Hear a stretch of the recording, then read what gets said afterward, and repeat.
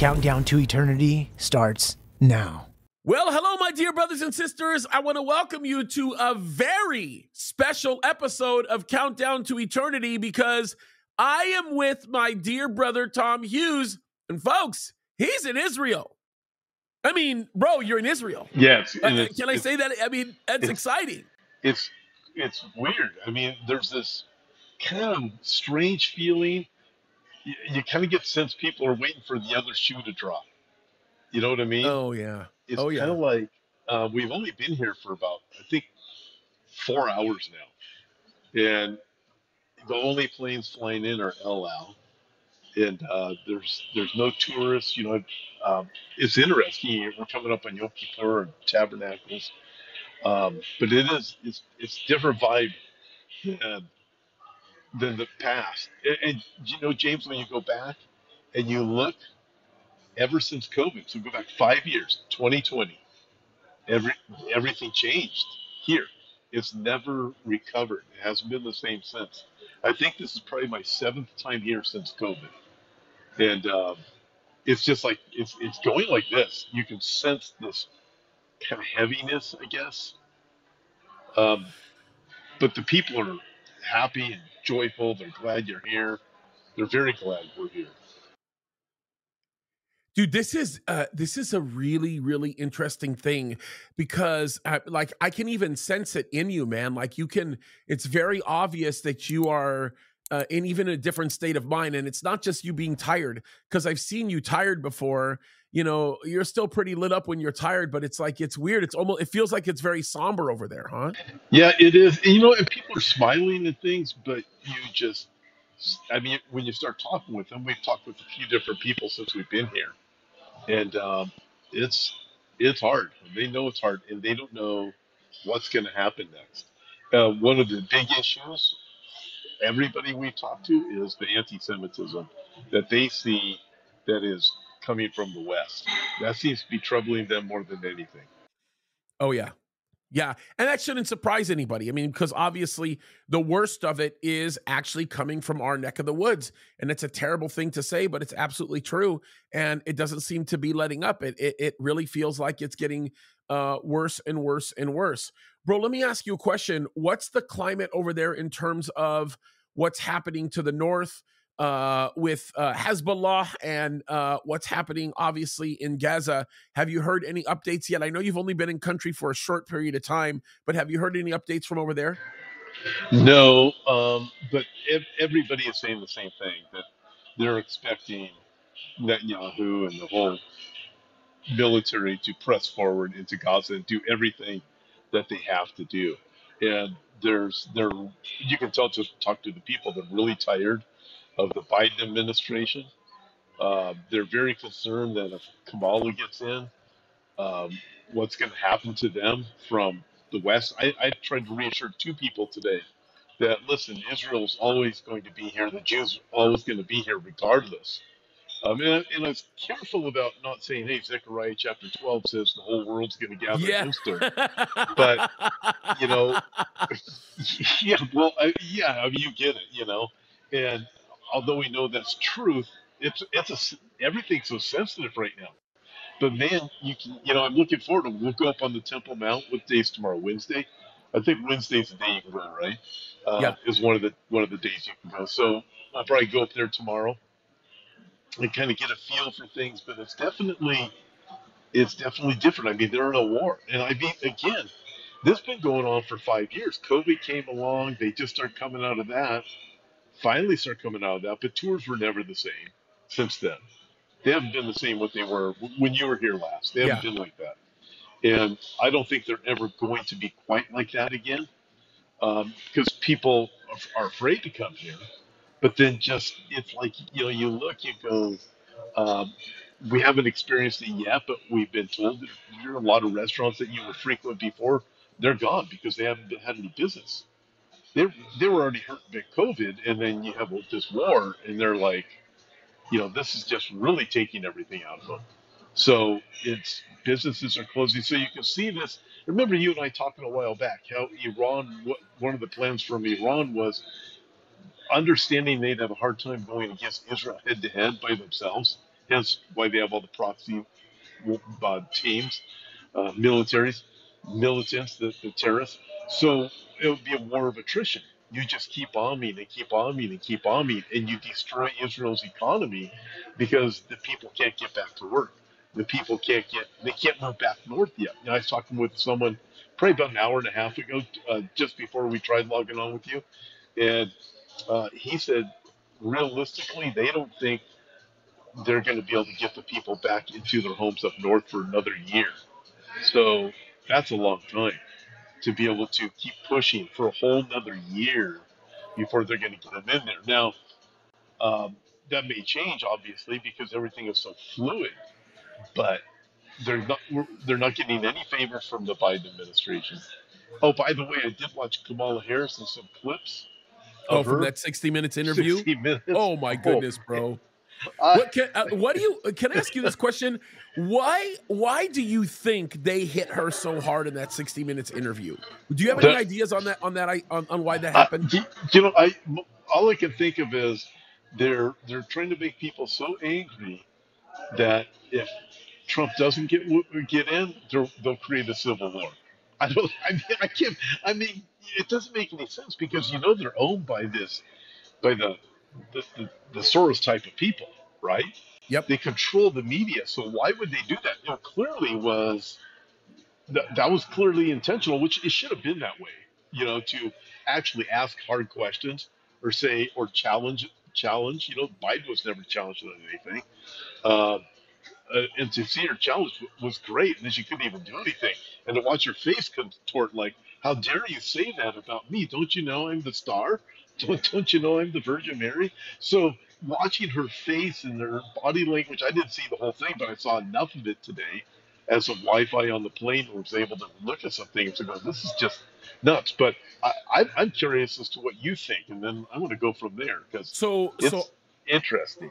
So I can tell you, I think it's one of two things happening. As a matter of fact, I am convinced that one of two things is happening. The first thing that I think is happening is they are doing everything that they can to remove the greatest element that they are most fearful of, and that is the element of what we would call the October surprise. I think that's probably the big issue. And the issue is if you can hit her hard right now and you can cause some of these issues to be challenged and allow her campaign to slowly work through answering the issues that were raised in the initial 60 Minutes interview, then you can quell the questioning of the people. By the way, this was a very aggressive tactic that was used in the instance of the Hunter Biden laptop issue until it could become unavoidable. But they accomplished their purposes in doing so because they allowed it to stretch on long enough to keep all this nonsense from actually taking place in the time that it needed to. So because if the Hunter Biden laptop issue had taken effect the way it needed to take effect prior to the election, I think the results of the election would have been completely different. So that's the first thing that could be happening. The second thing that could be happening is perhaps a much bigger situation or a much more significant circumstance, and that is the fact that it centers around this idea that when you challenge her right now concerning these things, then what you're in essence doing is you're driving the narrative so that when you get to the bigger issues that they're expecting, they're going to minimize it. And I'll give you a great example of this, right? The problem with North Carolina, the problem with the hurricanes that are coming, the issue of FEMA's lack of ability to be able to prepare themselves to help the people is a much bigger story than Kamala fumbling up on anything in an interview. So if they can get the focus to be on Kamala's nonsense and her bad answers and her lack of willingness to be able to understand the issues, right down to the question about the gun. That was just ridiculous. It was such a hilarious thing. I believe they're doing that to take the focus off the dismal failure of FEMA and put the focus on the dismal failure of her mouth or her recordings or her interview, because it will, in essence, create a new story for a little while. I find it really fascinating. So just watching it from over here, I tell you this much, James. I'm watching the North Carolina situation. That's bad. That's so bad. Watching this other hurricane coming into Tampa, right, Florida. looks like the last I checked, you probably have an update on it. The last I checked, it could be one of the worst hurricanes ever recorded. It's coming in, and I did see where Kamala was trying to already blame DeSantis for not doing what he's supposed to do in an emergency, where DeSantis is going to town. Even what's his name from Texas is coming in to help out with Florida because the presidential administration won't do anything. It's sending the millions and billions of dollars all overseas, Ukraine and everywhere else on the border. So I'm looking at what's going on there. I look, James. I'm starting to wonder. Okay, I'm here. There's a war going on here. But in 2 weeks, when I'm back home, what's going to be left of America? Because it's a very interesting dynamic. It's a very ugly one, bro. And I'm going to tell you this right now: the cloud seeding that they're doing, the raised levels of cloud seeding that they're doing, is funny. Like, I have not watched Monkey for 1 second just because I've been so busy. But without even watching him or knowing, I'd be willing to bet he's probably pretty busy right now watching some of that stuff, because I am looking at some of the flight charts, and I can tell you right now that there is a lot of that activity happening. As a matter of fact, even the mainstream of people who are doing podcasts and so on and so forth are not ignoring the P2 flights that are happening in that area, and the proximity of where those flights took place versus how quickly the weather changed and the direction of the weather. And not that I want to be this, big old, weather modification. Hey, this is what they're doing. But if you think about it, bro, it's not a coincidence that the areas that are getting hit the hardest are the areas with people that are the most conservative. And I think there's a very substantial picture that's going on here. And I'm going to tell you this right now. We are not in the days that we used to be in the 1940s with the United States government. We are in a completely different world. And the world in which we're in right now, the government is bragging about the fact that they're cloud seeding. They're telling the whole world about it. The things that are going on here in Southern California, the things that are actively happening in Florida. Florida has one of the largest places where they're doing this kind of cloud seeding on a much larger scale than what you're seeing in Southern California. So none of this stuff should be surprising us as we see it. And it's literally shocking to think that nobody's making these types of connections. Now, I know that there are some people that are. When you look at, like, did you see the video of that Black Hawk helicopter that basically flew overhead? They were basically told, do not fly overhead. Yeah. And they come down and pretty much allowed all that wash to just completely destroy the station. And these people were, they were black op type operatives. You know what I mean? No tail numbers on that helicopter, no identification, no anything. And then nobody is talking about who they were. It's just crazy.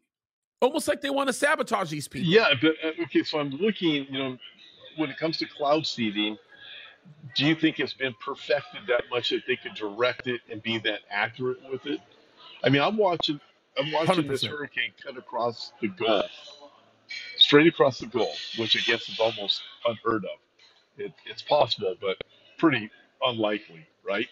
And then you see the size of it, and you're going, this is just too weird. And the damage that's been done in North Carolina and Tennessee from the other one, there's just too many weird things. So I do know back in 1960, uh, the government was saying, hey, this is what we are doing. So what was that, 60 years ago? Oh, yeah. Yes, absolutely. So they're talking about doing it back then. So if they're doing it for 60 years, I would imagine that they've gotten a lot better at it. But I mean, it really makes you, it should cause you to be a lot more suspicious of what's really going on. Well, and I mean, think about it, bro. Would you trust a government that is fighting like literal hell to make sure a woman has a right to abort her baby, to kill her baby? Like, if they're trying to kill you before you're born, you think you can trust them to give you a better quality of life? Not to mention the fact that when you look at the way that this weather has changed, the only unintended consequence that I think has happened as a result of this cloud seeding has been in one area and one area only, and that is perhaps the intensity of the actual weather. I don't think that they oftentimes can control that aspect of it, but it's a calculated decision that they make. We still need to create these circumstances We need a distraction. The distraction needs to be bigger than it is if it was just a simple tropical storm. We need to get people's focus away from what's happening with all of this so that we can focus them on what's in their immediate world. And think about it. Look,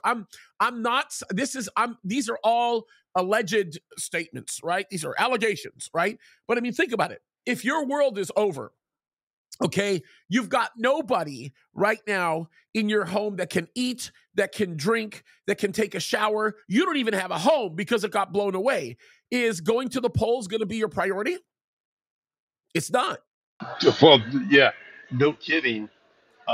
You look at this and think the unpopularity of everything. Check this out of this of Kamala and thinking she could still actually win. This is just insane. First, we know there's. Check this out. So Hannah Arendt was a German historian and philosopher. This is a quote from her. This is back in like 19 whatever 60 or something like that. This constant line is not aimed at making the people believe a lie, but at ensuring that no one believes anything anymore.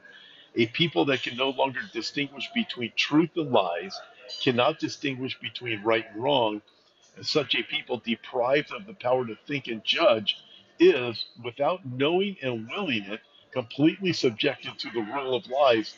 With such a people, you can do whatever you want. I mean, that describes, I don't know, that was written decades ago. But that describes a world that we live in right now. It's this constant line, the constant gaslighting. I mean, the constant. We're going to give the North Carolina people $750 that they have to apply for, and they have to pay back. Did you see that too? Yeah, it's just. Look, and you got to pay back. But let's give everybody comes legally across the border thousands and thousands and thousands and millions. I mean, Tom, I want everybody to just pause literally for 2 seconds. Just pause for a second. I want you guys to hear what Tom just said, okay? Pay special attention to the very details that are coming up that the world does not want you to understand or know. First of all, he's alluding to something that's much bigger than all of the issues that we're talking about, and that is the fact that this is a spiritual battle, okay? It's becoming more and more and more and more obvious that that's what's going on, but then pay attention to what Tom said, because what Tom said isn't something that just got introduced 40, 50, 60 years ago. Barack Obama had a speech recently where he exactly said the same thing. He said, tell everybody all of these different views, basically dilute their brains, dilute the facts, make sure the facts become undiscernible, and then basically they'll be so confused that they won't even know what to believe. And in essence, them breaking down becomes the function that you can take advantage of to get exactly what you want. It's full-blown Marxism. It's a satanic act. And this is a very serious issue, which is why more than ever, we as believers have to stay close to the Word of God. We have to. It's a super critical thing that we recognize this, because if we don't, we're done. We're in big trouble. Oh, totally. James, you're familiar, I don't know if all your audience is, though, with the fifth column. And you're looking back in history, what Alexander the Great employed it. Sun Tzu wrote about it in The Art of War, 500 BC. And you have, if you follow wars as you do, generals will talk about it. Commanders will talk about it. You have what the fifth column is. And that's where America is. We have the fifth column. And the fifth column is simply the sympathizers on the inside that sympathize with the enemy from the outside. This is where America is. And we have them in the schools. We have them in Washington. We have them throughout the governments. We have them in the courtroom with the judges. They're raising up children, but they're sympathizers, and they will. It was, gosh, I can't remember which battle it was. It was, I think it was Spanish War, and he said, "We will win this, not because of the four columns that we are surrounding, but because we have the fifth column on the inside. And it's the fifth column that's going to rise up and is going to win this battle for us." And that's where we're at right now. So we have this within the United States. This is a big fat bingo. And by the way, let me just explain this.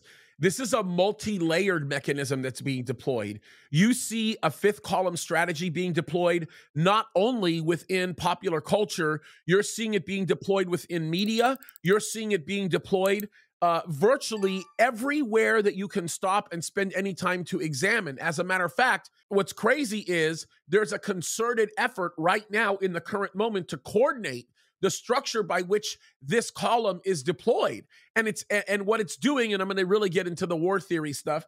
What it's really doing is it's in essence causing people to grab onto the third rail, which becomes the destructive force that we're seeing right now. So this is all stuff that is absolutely right. And the thing is that this is a tactic that the devil has used from the very beginning. When you go right back to the Garden of Eden, you see this type of thing happening. It is literally seated in deception. It's designed to cast aspersion on the word, which in essence is the truth on the word of God. And every single time it creates an element of confusion that causes the person who's confused to embrace things. But what's really scary about them embracing these things is it's a collective embracing. So it is a mechanism of mass formation psychosis. That's what's happening. So it's like, I'm going to beat the living snot out of you. And while you're getting beat, as your beater and as your suppressor, I am going to provide an opportunity for you to find some relief. And then you're going to love me because even though I beat you, I'm the one giving you relief. And now all of a sudden, you're my hero. That's exactly what we're seeing happening, but it's happening at a much more significant level. It's happening at a level that is so deep that only the people who are going out of their way to embrace truth at new levels will be able to understand. And that's the problem. You can't get anybody committed to understand the issue that we're facing right now unless they are knowing the word, researching the word, holding fast to the word, embracing the word. That's the issue that we're dealing with right now. It's very significant, Tommy. It's really significant. Oh, it is. The deception is off the charts. And this is why we need to stay focused on the word. We can't turn to the left or right.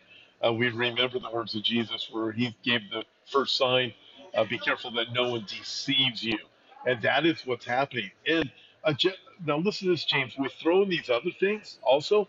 So what was it? It was this, I believe it was the largest water management company, a cyber attack occurring on American Waterworks Company, the largest regulated water and wastewater utility in the United States. Big deal. A subject of, okay, it is a big deal because here's something else to think about.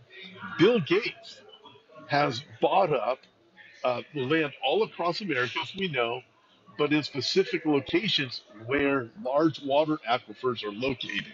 You know, and Bill Gates, we remember him several years ago. He wants to take poop water and make it where you're going to be drinking that kind of stuff. And this guy, I mean, you start talking about population control and stuff. I mean, you see these things. And so I'm sitting here in Israel now, looking back in America. You know, usually it's the other way around. I'm looking back in America at the hurricanes. I'm looking at the cyber attack on this water facility. And then this volcanic issue going on in Washington. Did you hear about that one? Yeah, I mean, yeah. So you look at these different things and going, and we have the election coming up, and then the 60 Minutes interview, you know, you might be spot on with the reasons for it, but something fishy is going on with that. Why would they do that? Why would they do that? It's what you would call an easing up. Look, the other day I took my girls to go fly a kite, okay? And one of the things that, you know, I was trying to demonstrate to my girls is when the wind is blowing and it's blowing effectively and you've got a lot of tension on the string and the kite is actually pushing and pushing and pushing and are pulling and pulling and pulling and pulling, and it seems to be, you know, just coasting along. The harder it begins to pull, if it points in the wrong direction, it's going to nosedive, right? And so the problem is, if you want to gain control of the kite, you've got to let it nosedive a little bit. You've got to cut it some slack, let the wind take it where the wind is going to take it, and then you've got to pull the slack back. And once you pull the slack back, as you're pulling it back, you're able to guide it in the direction you need it to be guided so that it doesn't falter or fall. Now, this is not about kite flying theory, but the idea behind it is you're seeing the same mechanism being deployed here very much politically. And by the way, the world of physics screens out all of the things that we run into in sociological infrastructures. So there's still a very powerful lesson here, and that's exactly what's going on. There's so much tension right now on this kite. It's blowing so hard that one wrong direction that it turns in, it starts to nosedive. And the more tension you put on it to try to control it, the faster it's going to end up diving into the ground. So what are they doing right now? They're letting go of the tension a little bit. They're like, hey, here you go. Just watch. Look at all the bad things that are happening. Look at how messed up Kamala is. Look, I mean, they're doing that because they know that what it's going to end up doing is it's going to end up working in their favor when they pull tension back and it starts to climb. Because the idea here is we've taken the surprise out of this. You know what it is. You understand what's going on. She was even given, the interviewer actually asked her, how in the world can you call this a democratic process when you were basically coronated? I mean, I saw like, that that's a part. heavy statement. Now, that may end up staying with her. But the point behind it is, when you look at it, that's exactly what they're doing. They're letting go a little bit, letting it dive, and then once they find it in that right position where they can get it to turn, they're pulling tension. And that's exactly what's going to happen when we approach the end of October and the beginning of November. Interesting. So basically, what you're seeing is we've been watching her whole candidacy just 100%. take a nosedive. 100%. Yeah, And it's calculated, Tommy. It's calculated. They're letting it happen. They have to let it happen. If they don't let it happen, then the tension that's being pulled is going to accelerate the direction of the nosedive in a way that they won't be able to control it. And before you know it, that kite's going to be stuck in the ground and you're done. There's no recovery. It's it. It's a wrap. Yeah. And Mr. Potato Head then can then win the great election. they might run this. I mean, they've run certainly Mrs. Potato Head. You know what I mean? So Yuri Bezmenov was a Soviet defector way back in 1980s. I think you saw the interview. And he said there's four things that the Soviets would do whenever they wanted to take over a nation or people. You demoralize them, you destabilize, you create a crisis, and then you come in and normalize. And this is what we see. The U.S. has been demoralized for decades now, but it's just gotten to a place of being horrible. Destabilized, look at the last 5 years, totally destabilized. You look at politics, the division, the chaos, Black Lives Matter. You start looking at everything else. Totally destabilized, right? You create a crisis, and the crisis has to be big enough that the people finally will say, "Oh my goodness, we need a savior." And here comes Big Brother. So I look at all of these different dynamics that are going on, and it seems like everybody's wondering what is going to happen. We're in October. October surprise. November's coming. Election's coming. The world's eyes are on Israel. I'm talking to this guy on the plane today, one of the flight attendants, and he said the whole world is looking at us, and they are. And he understands it in a negative way too. He goes, everybody's looking at us. Why does such a tiny nation attract the attention of the world? So whatever happens, we got this: demoralize, destabilize. Yeah, we can check both those boxes. Create a massive crisis. You mentioned cloud seeding, and we have all these other different dynamics going on. What is Bill? So, James, I read this article. It was this guy that was writing for Bill Gates, probably about a month ago, and he was obviously, when you read it, he's really trying to promote Bill Gates as being wonderful. And he says, what is it that keeps Bill Gates up at night? He said, he goes, another war, a world war, or a great outbreak of virus, right, where everybody's going to die. And I couldn't help but think, yeah, he stays up at night because he's thinking, how can I create that war? How can I create that great outbreak? And I think of the words of Micah chapter 2, verses 1 and 2, where Micah writes, these people, they stay up at night thinking about what they can do. In the morning, they put it into practice because it's in the power of their hand to seize a man and his land, to oppress the people. Basically, to take everything away because they got the power. So they stay awake at night thinking, that's what these people do. They stay awake at night thinking, what can we do? And then that's it. So I'm wondering, what's that big shoe that's going to drop? Something's going to give. You can tell it. The mechanics that drive this thing is exactly what you're describing, right? Here's another example from James's life. We go to Costco every week, and of course, that's a family affair. And so one of my favorite things to do is to hold my little son in my arms when we're going through the aisles.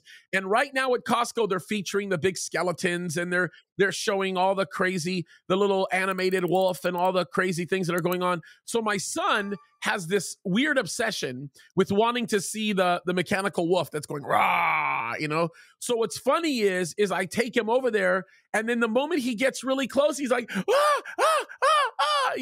And so I'm doing this thing where I'm trying to get him to sort of acclimate himself, not to evil, but just not to to control his fear response. He's 2 years old. He's about to be 2 years old, and it's just teaching him how to respond to the environment around him. But the thing that's happening with me as a father is that as a father, I see things that he doesn't. He doesn't see the fact that that wolf is controlled. He doesn't see the fact that that wolf has limits. He doesn't see the fact that that wolf only has a certain constraint that it can function within. And that's the exact same thing that's happening with people like Bill Gates. Bill Gates sees pictures that the world sees. He sees the potential to world war. He sees mass starvation. He sees all of these things that are happening. But what he also sees is that he can turn it off like a light switch, and he can turn it on like a light switch. He knows exactly what to do. Why? Because there are many people with his background that understand the mechanics of these things, because by virtue of what they do, they have a better recognition of how it works. That's why they hate Donald Trump so much.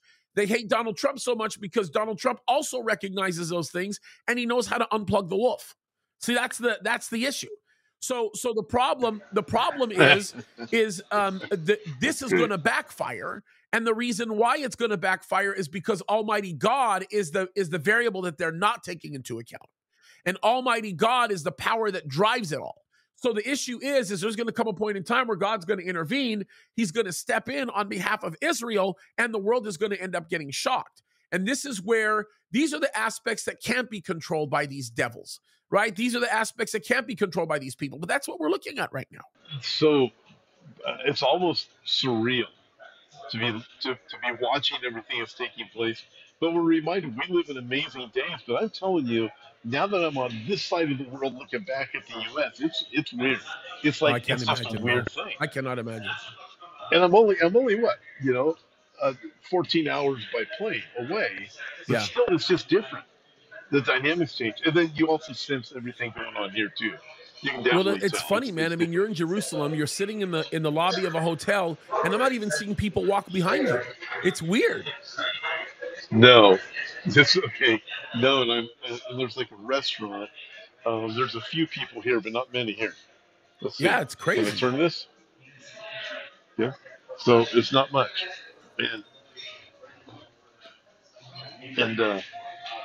that is definitely not like you're used to. There was a cat that went right by me just a minute ago inside. That is Jerusalem. Oh yeah. There's cats everywhere. But yeah, it's very okay, bro. Final words. I know you got to get some rest. It's getting later and later for you right now at the time of this recording. Any final words before we wrap it up? You know what? I think we really need to remember the hope that we have in the Lord, because James, I'm very concerned. I think things are going to, and I don't want to scare everybody, but I just think things are going to get worse. I really do. And I don't, we hear about, hey, we need to pray. We need to pray that God will turn this around. There comes a point when God says, hey, the time's up. Enough is enough.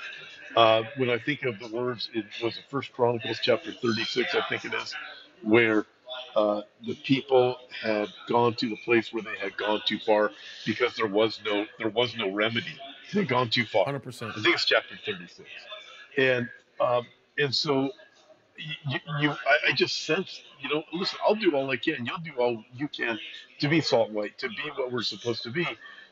But I'm very concerned. And in 2 Timothy chapter 3, Paul writes, listen, in the last days, evil men are going to wax worse and worse. He doesn't say things are going to get worse, and all of a sudden they're going to get better. So when you look at the Kamala interview, there's something fishy going on with that. Because evil men are going to wax worse and worse. And then he says, but you remember where you got your start in the Holy Scriptures. So that's what we need to remember. I want to caution everybody. Look, I'm not trying to scare everybody, but I think we need to be honest and realize everything. I don't think the hurricanes are a coincidence. cloud seeding or not, listen, I think America's in a lot of trouble, and we can see it. We've aborted how Yep. many millions of babies, the perverted things that we're doing to children in schools now, all of the things that we claim are good, God calls evil. Not you and me or your listeners, Yeah. but this is where we are. And God's not going to turn a blind eye to this. And I'm concerned. I think we're winding down to the end, and people better get their big boy boots on. Amen, bro. And I will add just one thing, and that is we have hope, right? We know how this ends. We, like you said, you pointed it out, right? It's even the very name of your ministry, hope for the times that we're living in right now. And we have that hope because of the faithfulness of God. So, folks, I just have to say this.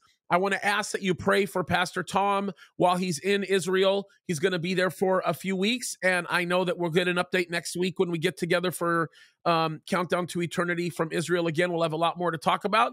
Hopefully we'll be able to make you laugh a little bit more like we normally do.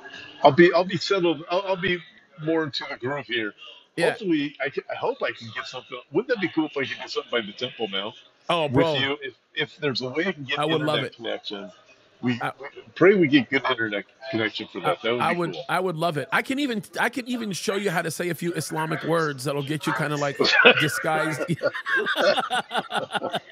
Allah, hope for our times. No, I'll get you figured. I better be careful. I was gonna keep saying Allah, but I'm like, oh, that's not gonna work in that hotel lobby. Yeah, no kidding. Of course, I got these on, so I don't think anybody can hear you but Okay, me. yeah. Because I was thinking that they hear me say Allah Akbar. That's probably not gonna fly well in the lobby of a Probably hotel in Jerusalem. No. All right, bro. Well, we love you, man. And folks, I just have to tell you this. We do sincerely hope that you enjoyed watching this as much as we've enjoyed making it. We love you so much. On behalf of the great Tom Hughes, this is James Kaddis. We want to thank you for joining us for another episode of Countdown to Eternity. Keep your eyes on Jesus because he's coming soon. God bless you.